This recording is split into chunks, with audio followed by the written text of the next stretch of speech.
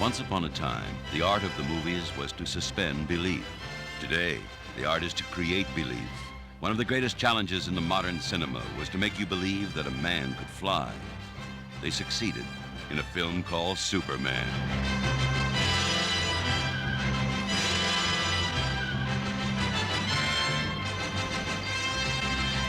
This is the biggest film stage in the world, and over the next 10 weeks, about 100 people are going to turn it into a magical part of the Arctic where Superman's fortress of solitude is.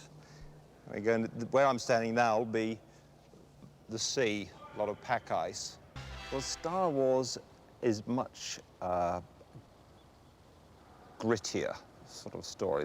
Whereas Superman has a much more poetic element, doesn't it? I mean, there he is in a red cloak and a blue suit and red boots. So it is already much more of a fantasy. Keenan Wynn was going to play Perry White. He'd been hired, and he arrived at Heathrow Airport 5 days before and had a heart attack and went right to the hospital. We had no Perry White, and we had to shoot in 5 days. We had no other cover set. And we just started to go through things, and Dick had a whole list of possible Perry Whites. We were calling them. If they weren't at home, we never called again. We just kept calling. Jackie Cooper answered the phone for Dick, and Dick said, "Jack, how'd you like to play Perry White?" We talked a little bit. He made it sound very interesting, and it was like, "We need you now." He says, "I wish you could get on the plane this minute." And because they were in England getting ready to film. And in hardly less than a day, I was on my way. I didn't get a script to read until I got there because I got away so fast. And it was very exciting. Who better? Cigar chomping, bigger than life, which was the comic book, but had to be real, and he was great. He's a great actor. You could tell in the first hour it was going to be one of the most pleasurable experiences that as an actor I hadn't gone through. I was surprised to hear Chris hadn't all that much acting experience because he was so professional. Also, unlike a lot of actors, he was so well-mannered. Back in Pinewood Studios, the newsroom of the Daily Planet contains all the old familiar faces and some young familiar ones, like Mark McClure playing photographer Jimmy Olsen. It's a pretty clean day today. The Empire State Building, the Daily Planet's got a good view of that. And it's all buildings is all you can see. Superman, we've seen him, buzz by here a couple times, Somebody being mugged right now down there. Can you get a shot of it? But over here, Clark Kent. This is Clark Kent's desk, but nobody knows he's Superman. So, and Clark here, and then the chief, his office is right in there. It's got all the pane glasses. Jimmy Olsen doesn't even have a desk. Photos by James Olsen, Lex Luthor. That guy, look at that. You see what it says? Lex Luthor was jailed yesterday for life plus 25 years. That's tough.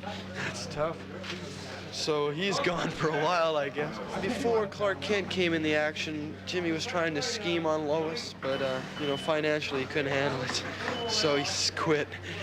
And then Clark came in and took over. Ever since that, wrote me right out of the script. No, it's a good part. Olsen works under the knowing eyes of an actor who was an international star at the age of 5, Jackie Cooper. Perry White is the editor of the Daily Planet, the news editor, and I think this kind of a headline is typical of Perry. Very dramatic, very large type.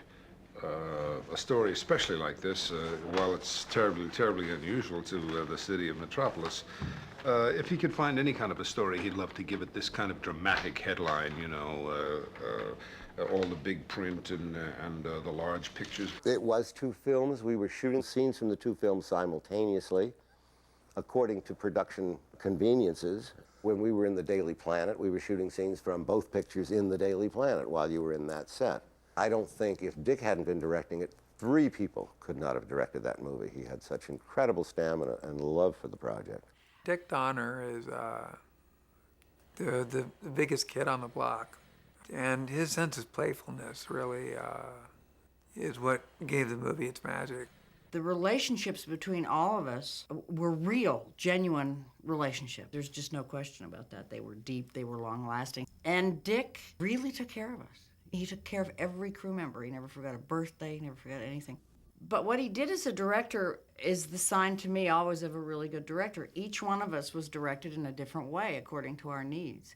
And he figured out very early on one's vulnerability as an actor, one's strength, and helped you that way. He knew that if he got my energy up, got me giggling, and then let me roar into a scene, that you never knew what would happen, and that often something very funny and good would come out of it. So he would do that with me. He'd joke with me, he'd tease me relentlessly, pull practical jokes, and always get me. All in all, a cast like that validated the picture. They was just super fine, wonderful, great actors who I was amazed that they stepped up and wanted to do it. But they were all fans of Superman.